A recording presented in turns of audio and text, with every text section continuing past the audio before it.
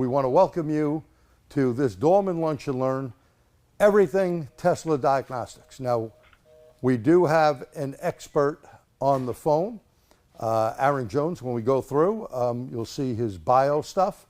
So there's going to be some slides here, and then we're on this car right here. We're on a Tesla live.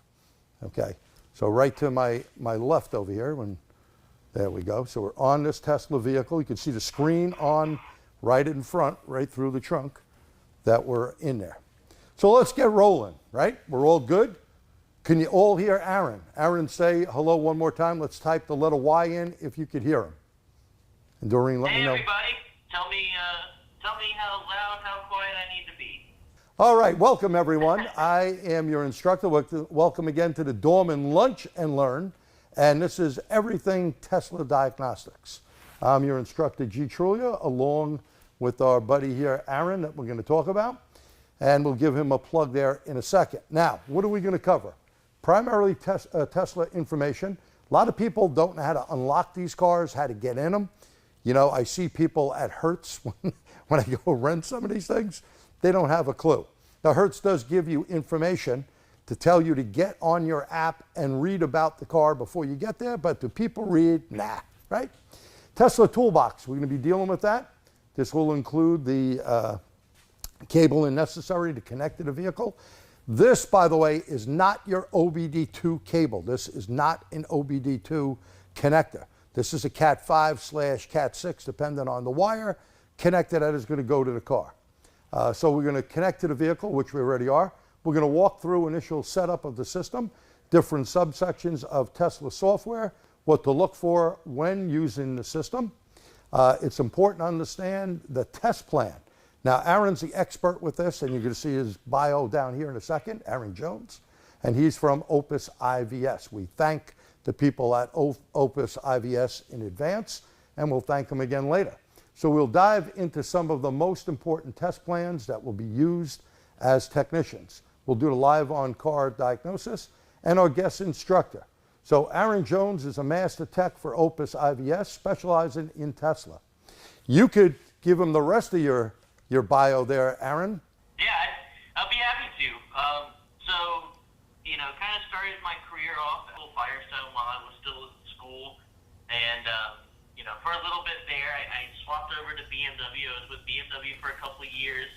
Then in 2017, I ended up being headhunted by Tesla. They were kind of growing the brand. They were growing their service, their locations. So they were reaching out to a lot of tech, especially in the Euro field. At the time, I had no clue about EVs, but I was really excited to kind of hop in and get started. So I was with Tesla for 5 years. I did everything and anything they had a position for in the company, where I ended up being a shop supervisor or foreman for the last year and a half that I was with them. I kind of got a little burnt out, and I was extremely lucky when OPUS reached out and said that they were looking at starting and growing their Tesla section. So with the blessing from OPUS and everybody else in that team, we've kind of built a whole support system around Tesla, and it's been going great. I've been here for a little over almost a year and a half, and been able to help a lot of customers and kind of really pick this up in the aftermarket world. Well, thank you, Aaron. And you can see he's a master, and he must like punishment because he worked at BMW. So he loved playing with ISTA. Anyway, here's what we're going to talk about. So a Tesla, this is a Model 3. There are some differences between the models, but pretty much some basic stuff here. So inside or outside the car, when you want to get inside the car, you see this right here where my arrow is? You're going to have to take either your key, which is like a credit card, or you're going to have to use an app on your phone. And since there's proximity sensors on the vehicle, it could unlock as you get close to the car. You'll see the mirrors come out, and it's a pretty cool setup. There is one of these readers on each side of the car, driver side or passenger side, and you will get in the car. Now, once in the vehicle, here's how you're going to have to start it, because I've seen people, I'm a Hertz presidential member. So I see people when I go out and they get the car and they go, what the hell, it won't start. First of all, we're on an electric vehicle, so we're not going to hear much, okay, if anything. This one happens to be a little noisier than the last one I had. But that being said, you got to take your key. Now, Hertz has this here in a lock thing so you don't lose it. But if you have the app on your phone, you don't have to worry about it. If not, you're going to have to put this car right behind the cup holder near the console. That's how you start it up. There's nothing worse than you taking a car from the customer and trying to bring it in your bays and you don't know how to move it, right? They're going to go, what's this guy doing? Or gal, right? They don't know what they're doing. So I want to give you some of the tidbits here. Now, here on this 2023 Model 3 Tesla, you can see we have the plug right under here, okay? This is that cat wire being plugged into the OPUS IVS tool, okay? Now, one thing I got to tell you, I've been playing with the tool, beta tested originally. You've seen some other stuff we've done with BMW, with Brandon from their end, with the GMs. We've done a bunch of them. My opinion here is this tool is something every shop should have. You know why? You're not going to know like this. You can't go through this car yourself. You'll be playing with it. Can you learn after a while? How long is it going to take you to understand where you need to go or not go? And Aaron's going to give us way better tips. He's a master tech for Tesla, okay? So now when you go in there, if you want to know if you have it in park or not, up in the corner, there is the screen that is going to tell you if you're in park, reverse, or whatever. Now, I drive the car when it does a lot of engine braking, okay? So that means if my foot's not on the pedal, it ain't going to roll or anything. But as soon as I put it on, and you're not going to hear anything, that's the big thing. Always, for safety, by the way, when you bring a car in, chock the wheels, okay? You don't want anyone jumping in there. It usually goes to the park position anyway. But here's their screen, comes up with, you know, a map or whatever. You always got to go in. They may have, like, autopilot disabled, an important thing, especially when people don't understand the car. So be prepared if you rent one, and it's probably a good idea if you're thinking about buying one. Prices did come down, okay? Even Professor John Kelly, a friend of mine out there in Utah, Weber State, him and his wife decided to buy one of these because the price is right now. There is a government kickback on this thing. Now, if you lose the 12-volt battery power and you can't get out of the vehicle, well, right here, you see where my finger is? This is the button part on the car where your windows are, all the window buttons. All you got to do is put your finger there and lift up, okay? Some other earlier Teslas, if you lost the 12-volt battery, they had a plug that looks like where you would put in the tow bar piece, and they would have 12-volt wires coming out, a red and black. If you powered that up, then the car would unlock, or you can get some 12-volt power. The Tesla level 1 and level 2 chargers. Level 1 here, this is what comes in the car in the back of the trunk.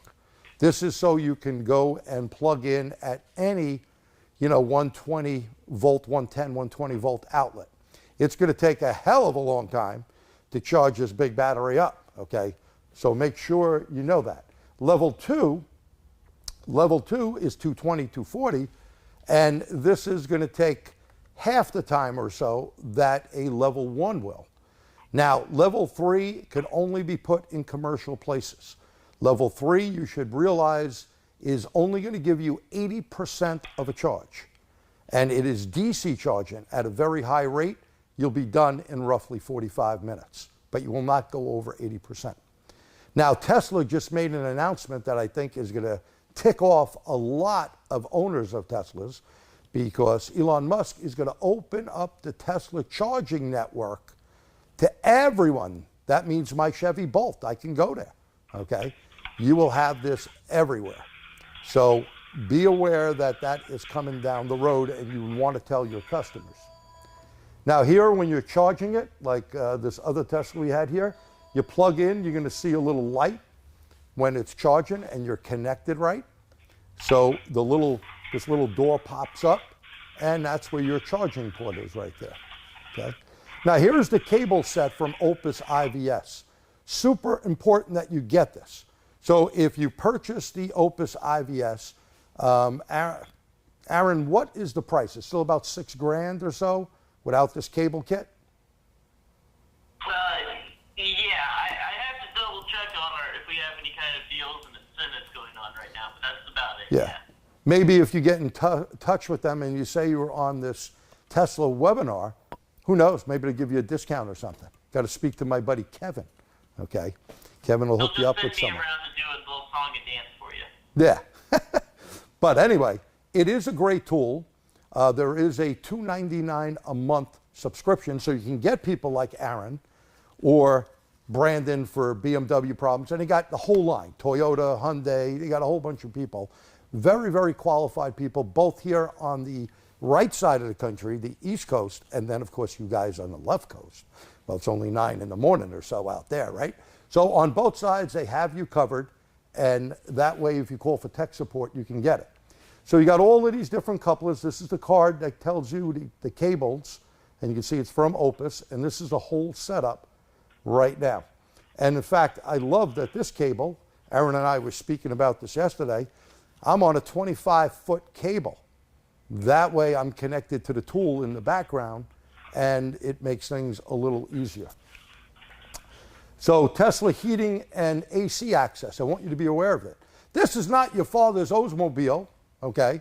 Because with an Oldsmobile or a Saturn or any other car for that matter, and they're out of business, right?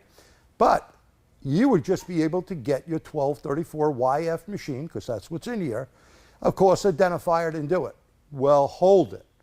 You ain't doing squat on this car until you go in here, okay, and you go pick this. And he's going to go into deeper stuff here. But you could do this, go in, and we can connect the coolant stuff here. If we had a coolant, if we want to do air conditioning, we could go in there and do stuff like this. Look at the valves. It first of all tells us we're at 5 bar, okay? So a bar is roughly 14 point something pounds, 14.7, or you want to make it 15 for easy. 5 bar, it should be equal. That way everything is stabilized in the system. But you're not going to be able to remove everything because of all these valves here. You see this? And there's a chiller on this vehicle, okay? And they give you some really great information here. Now that could be done off the screen. But a lot of times you're going to run into a problem and you're going to need to call these guys. Now, I'm not saying in the case you want to know this, you could buy Toolbox off Tesla, but it's like $3,000. Then you got to buy the cables. And then you got to know what you're doing. So unless you do a lot of these, it's way better for $299 a month to buy the OPUS IVS tool. And this is not a commercial. They didn't even tell me to say this. I'm telling you because I use it in my shop. And I own a lot of factory tools. But sometimes we're really backed up. We'll just connect that tool and hit the button on there for tech help, get on and tell them, hey, could you guys program this? We're busy. And they'll do it. Now, there is a fee for programming as well. So now let's do it live. And Mr. Aaron, I will shut up and you can take over. Welcome to Toolbox 3.0.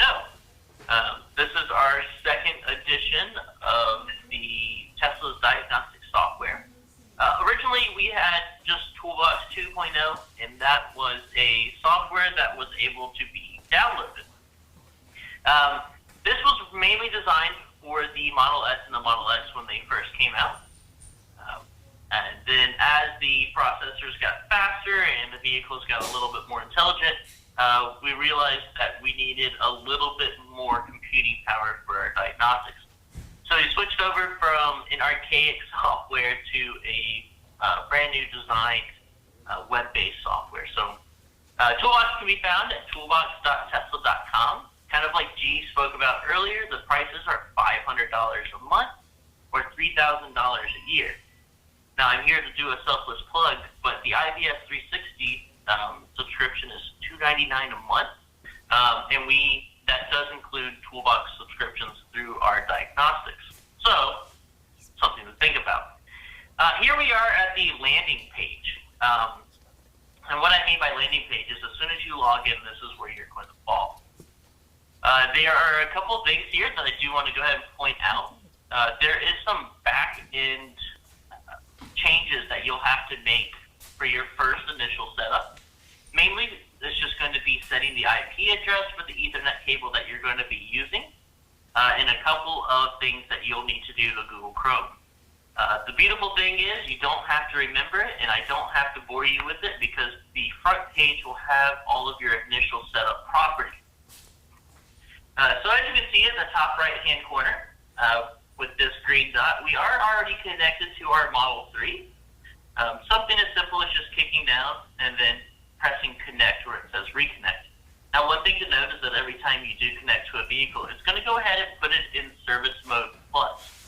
The reason for that is that Tesla recognizes that every vehicle should be in service mode when it is at your shop. So, now that we got those out of the way, let's talk about the 3 ways we can break down Toolbox. First one is going to be articles. The second section is actions. And the third one's going to be dashboards. So just starting with articles, the main purpose of articles are to present like DTC or Tesla alert information to you. We are going to use our alert from my past. And this is a VC left _ A115 _ BSEC _ MIA. So when you look at a Tesla alert, the first thing that you're going to see is the reporting module. The left vehicle controller is the one that's going to be reporting the issue. A1115 is going to be the module-specific code. And then we have a general description. So what this is telling me is that the security controller went MIA for a moment. So when you press enter, what we're going to see is we're going to see some alert descriptions down here. So let's click on this. When you show up to an article, it's going to tell you a couple of different things that are important. First being if there is any customer-facing message. Now, if this was something that was being reported to the customer, we would be able to see the first and the second line of information that the customer saw on their screen. The other important information that we're going to see is set condition and clear conditions. So basically, this alert is set any time that it doesn't receive an expected message from the security controller. And believe it or not, it will be cleared when it gets those expected messages. Other than that, there's not going to be a terrible amount of information that you really need to know from the top portion. Now, sometimes when we get really lucky, Tesla will add steps to test and steps to fix. This is kind of going to help us get a little bit further in our diagnosis, but it's not always there. One thing to point out, since we are connected to a Model 3, the filter causes and effects are automatically going to be for Model 3. So sometimes it's nice to exit out of that because then it's going to give us some possible causes. And possible causes are going to link us to some things that other technicians have seen in the field.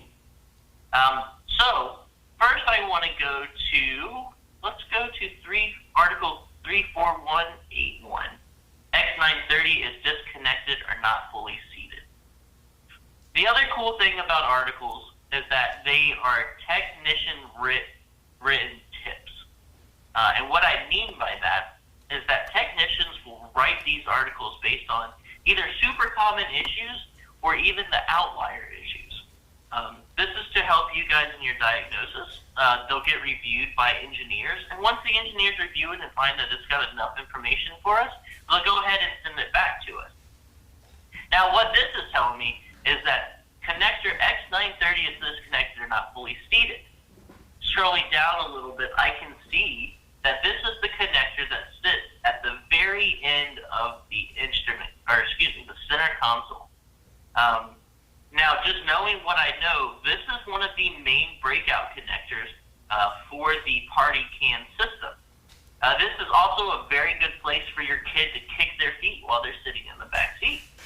So this is one of the first things that I would check when I was looking for the security controller going MIA, but only if I had a couple of other concerns. So yeah, this one might not be for me. So let's go back to our original article.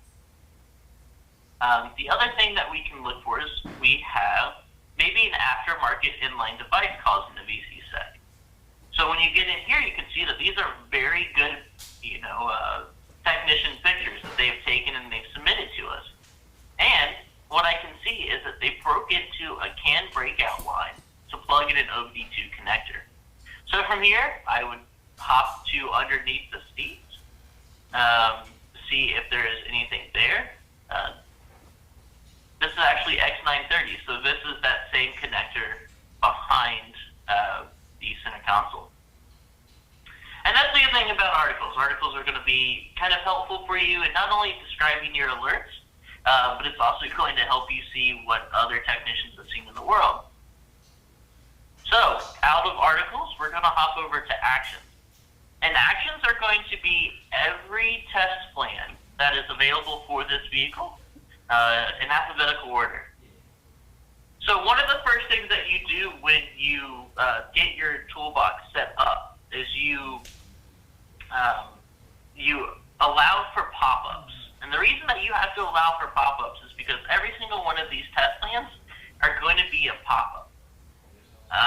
Test plans can range from very easy to read and comprehend to those that the engineers are still figuring out. They just kind of kicked it off the desk so the public could have it. Usually they have a very nice progress bar. They let you know what everything is doing and how it's going. So we've got our nice little progress bar, and let us know our routine's complete. We got a nice little check mark. And at the end, it's going to give us a little description to let us know that everything is passed and everything is good and what all is tested. Now, we'll run through some more of these here in a little bit, but first I kind of want to hop over to dashboard. So dashboards are going to be a nice little collection of test plans that are going to be very useful to us. So first one up, we have radar calibration dashboard. And this basically will put the radar that's in the front of the vehicle into plant mode, and then it gives us a nice little breakdown of what we need to do while we're doing our dynamic calibration. Now, the cool thing about this test plan is that once it is running, the vehicle or toolbox will be able to work without Wi-Fi. So with somebody else in the vehicle, you can sit here and run through this, and they're going to be able to monitor where you are, and after it's finished and complete, it will let you know. Now, RCM replacement and front drive units, they're going to be telling you what you need to do pre-doing the job and after. And then thermal and HVAC system is going to be pretty important to us. Now, with a lot of these newer cars, kind of like G was explaining earlier, it's not as simple as just doing a coolant drain and fill or a simple evac recharge. There are things that you need to go through and open. So valves, needle valves, coolant pumps, octa valves, all these types of things need to be put into an open procedure so that you can properly drain and evacuate all of the thermal refrigerant and coolant. After that's done, you can do the stop process. You can get a coolant air purge going on. And what these are, so this is like a non-heat pump Model 3, and then we have heat pump Model Y and Model 3 testing that can be found here.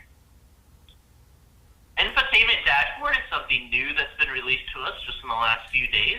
But this is kind of where we can start doing some aftermarket upgrades. And what I mean by that is, let's find one that's available. Power liftgate type. So let's say that the customer purchased a Model 3 and it didn't have a powered liftgate. It was just a 2-gas chamber lift. Now, if they wanted to do an aftermarket upgrade to where they get a powered liftgate strut, we now have the ability to change the configuration inside of the vehicle to allow them to have that. This can also be said about tow package, or if they wanted to upgrade their 12-volt battery. But the main important thing that we're going to kind of dive into next is going to be service tools.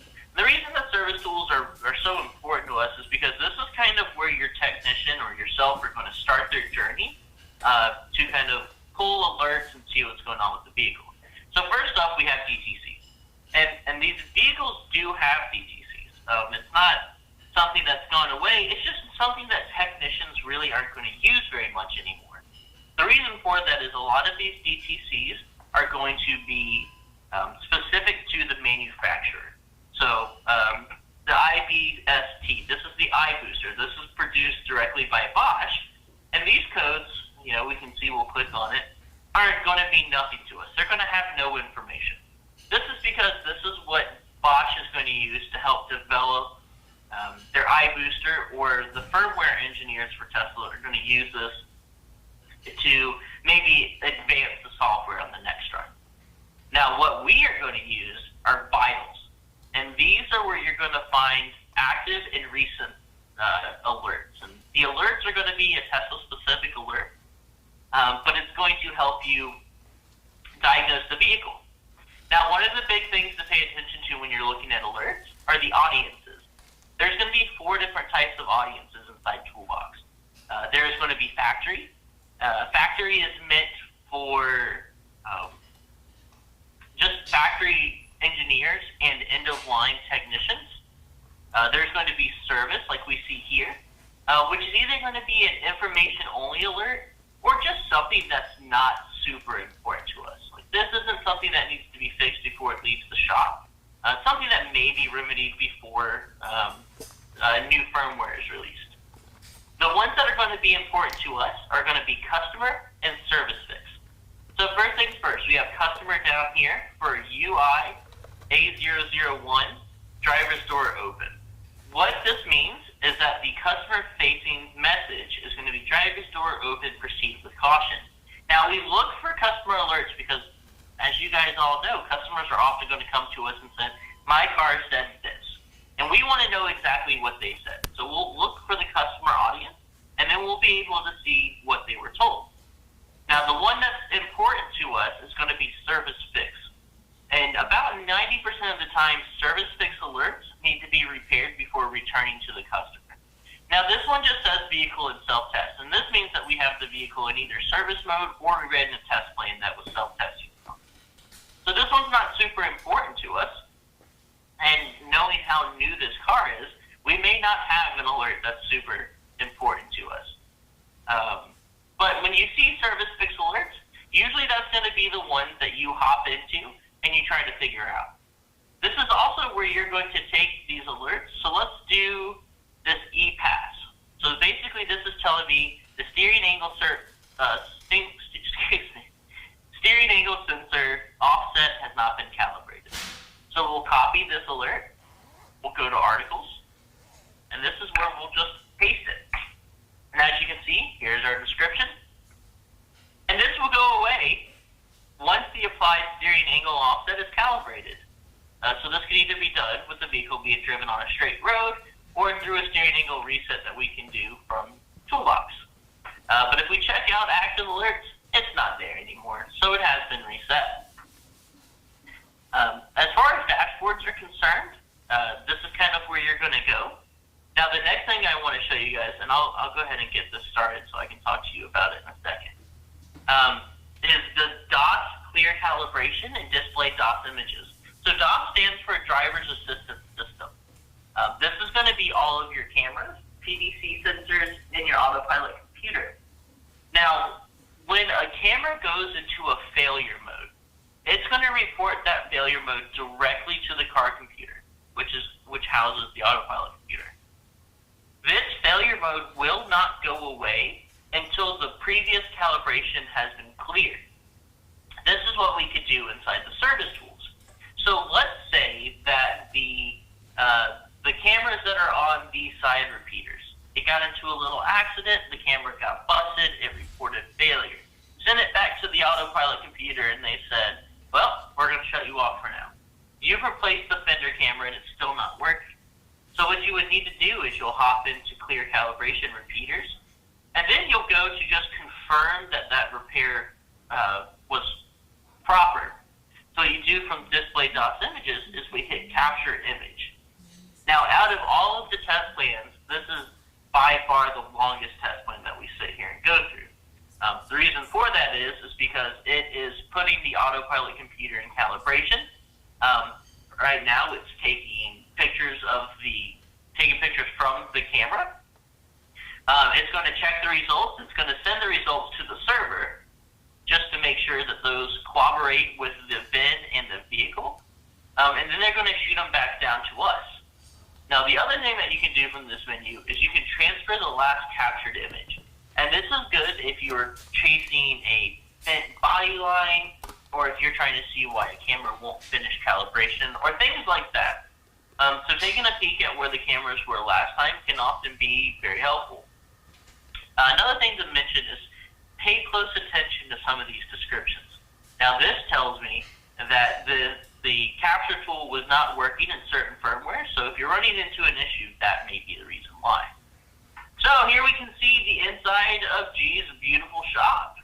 We can see that all of our cameras are running properly.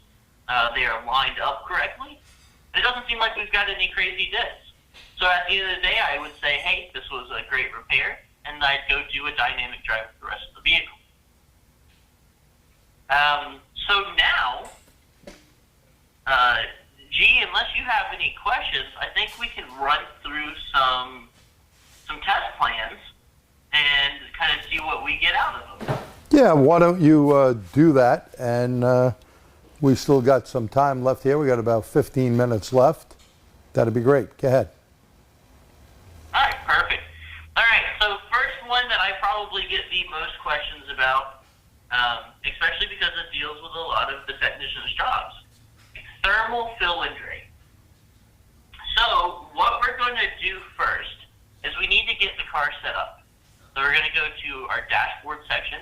We're going to go to our thermal and HVAC system.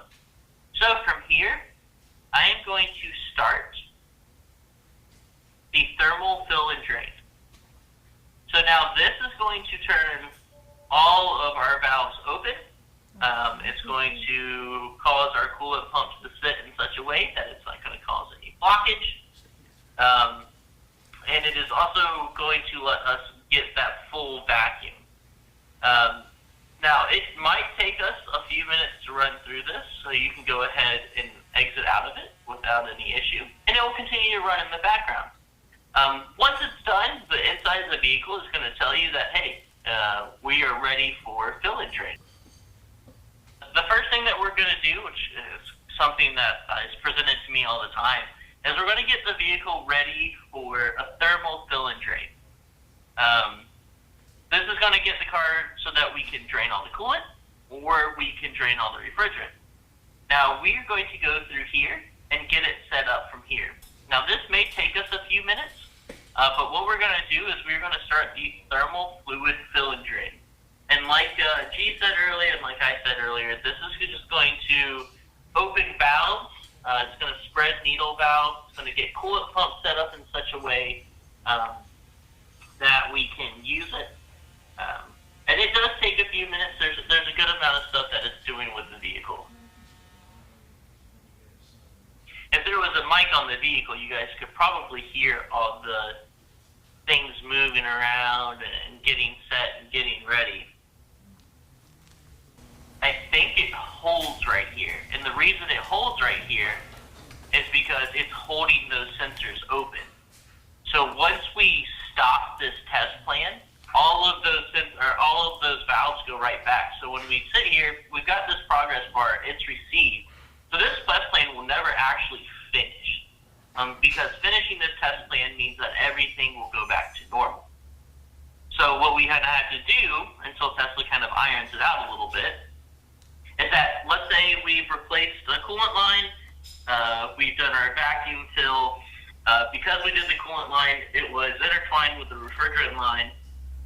So we've got the system all filled back up, it's been vacuumed, and now we're ready to go through a few things.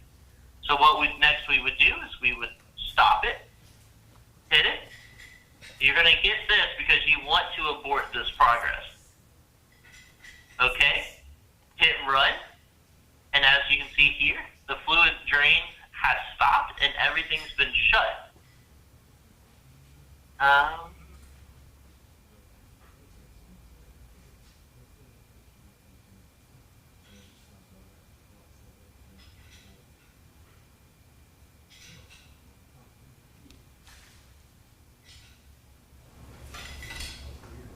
Sorry, sometimes Toolbox glitches out. Yeah, the car is still live. It just takes the okay, yeah. So Tesla doesn't have the best setup when it comes to reading vitals. So if you leave the page in a weird way, it won't allow you to turn vitals back on. All right, so now that we've closed all of our coolant, we've got everything filled up, we're all ready to go, you're going to see that the vehicle is going to come up with a few different active alerts. First one's going to be refrigerant system is locked out. Refrigerant has not been commissioned, which means that the heat pump is not commissioned, and the coolant pumps are not identified. So before we can go any further with the system, we need to take care of these issues. So we go back to our thermal and HVAC system, and the first thing that we're going to run through is heat pump thermal system commissioning. Now, if we had the mic towards the car, you're going to be able to hear this thing go just a little bit crazy. And what it's doing is it's testing the limits and pressurizing and depressurizing. So as you can kind of read in the description, the system will be commissioned only if the routine completes successfully. You should be able to hear it. It's not something where it kind of just does a quick check. They should be able to hear this, Aaron.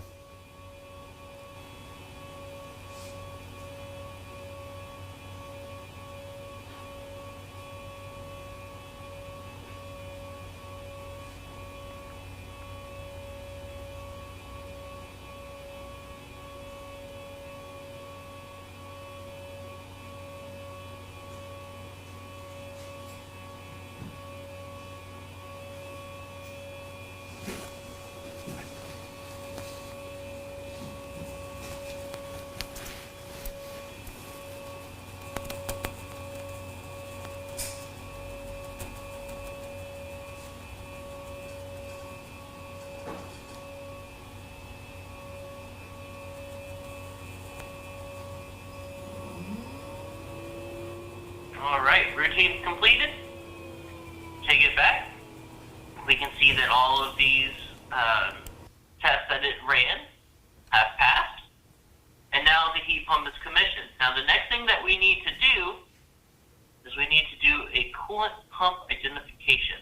And basically what this does is it gets the two coolant pumps, gets where they're at, and kind of identifies its speeds. So, quick run.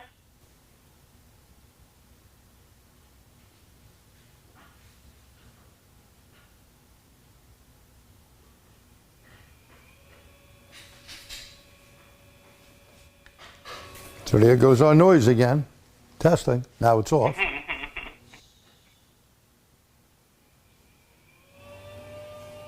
Back on.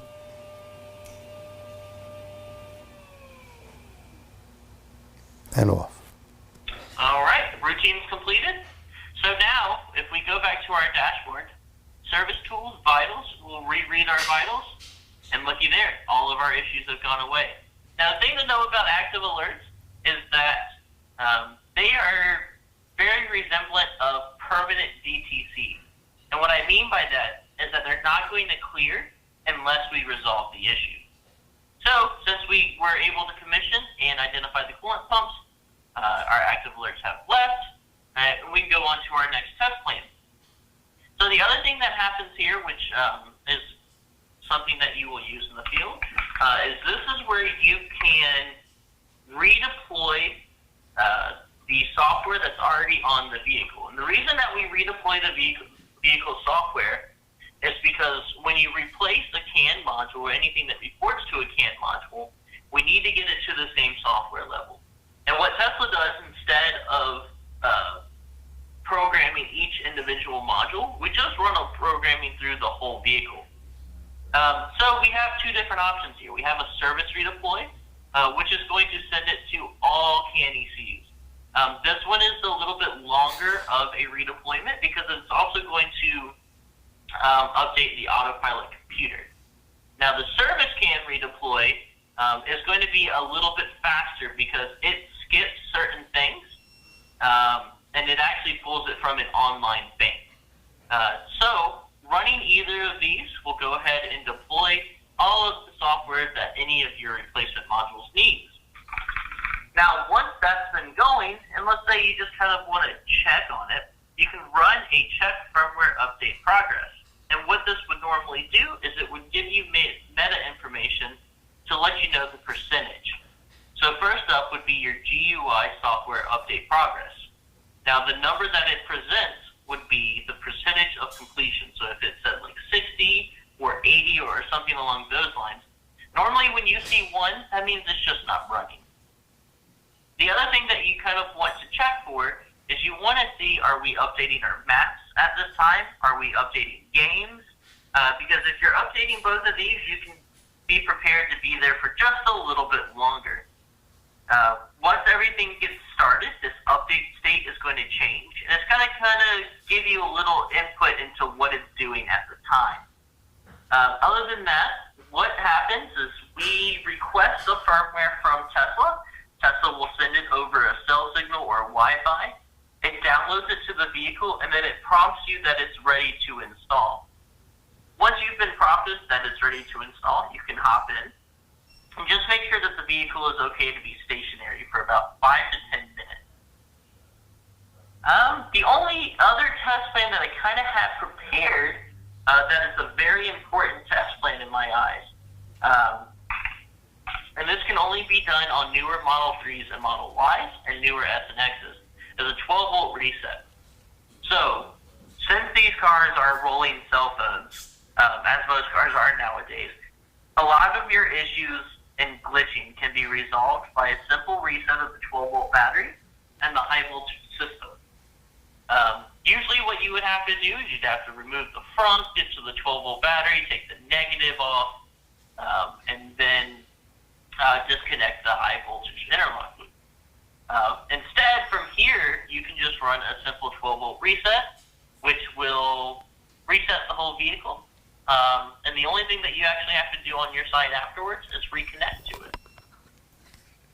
Now, that's not the end of what Toolbox can do. Now, Toolbox has got unlimited potential. As you can see, there's everything from, let's run a charge port door performance test. And what this does is it just checks that the door opens and closes, it checks that the trigger works, it checks that the calibration is set, and it just kind of lets you know that everything is good on the charge port.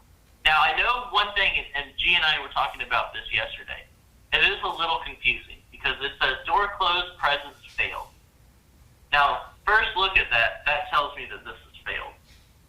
And what it actually is that this is the test. It's testing to see if the presence failed. So, the expected value is false because we don't want the test to fail. And what we ended up getting out of the test was false. So, it may look like it failed, but all we're doing is testing if it fails. So, look for this good check mark right here. Look for this check mark down here. Once you've got all of these, you can know that they are all good. But like I said, you've got almost anything and everything that you could do. I mean, I'm still scrolling. So it takes some time, and it takes a lot of getting used to. But Toolbox can become a little bit easier after the time. But until you get comfortable and until you're ready to kind of dive in, I'm always here for the 360 customers. I'm always here to help. So, gee, that's really all I had. Well, hey, I would really like to thank you, Aaron. We really appreciate it. We're going to take a look just at the dashboard now on a different camera.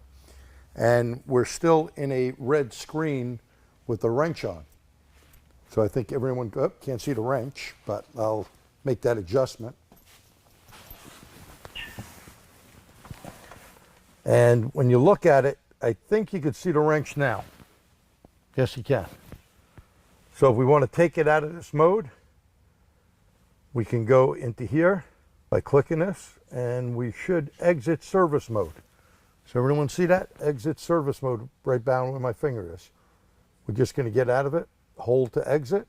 Now we're out, and you're in a normal mode.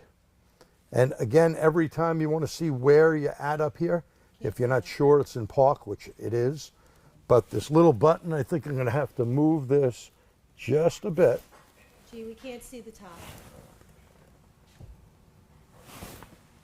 Okay, it's a little dark here, but you see where my finger is? here's the button on the shifter. If you hit this, you're going to notice on the top of the screen, Cannot see the top. okay, you can notice on the top of the screen, there's a red P that you're in park. And then, of course, if you get out of the vehicle, you would lock it up and it stays in that mode. So let's go over a couple of things here. We do want to thank Erin Jones and, of course, OPUS IVS for more information. Go to OPUS IVS website, contact one of their people, and they can give you all the correct pricing and stuff that is out there. The other thing is here, next month, March 18th, we will have Keith Perkins and Gary Smith, and special guest speaker Bernie Thompson will be at the TST big event. A lot of names that you can talk to.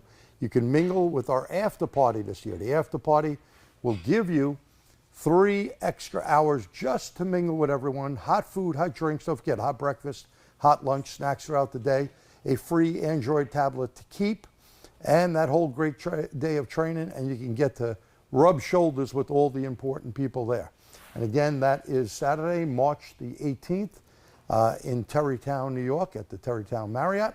More information, go to www.tstseminars.org. That's tstseminars.org. And of course, one of our platinum sponsors is Dorman Products and Dorman Training. So we'd like to thank them as well. And I want to thank each and every one of you. If you have questions, we know we had a little bit of an issue today. We apologize for that, but you can review this video, and if you have any questions, you could email me, and I will send them on. If I can't answer the question, I will send them on to the expert, Aaron. He'll get back to you. So again, we want to thank you for your time on behalf of Dorman Lunch and Learn. We'll be back next month with the heavy-duty Lunch and Learn with Swede Owen, and we'll be back with a regular one with myself. Thank you, everyone. Stay well, and have a great day. Aaron, thank you so much.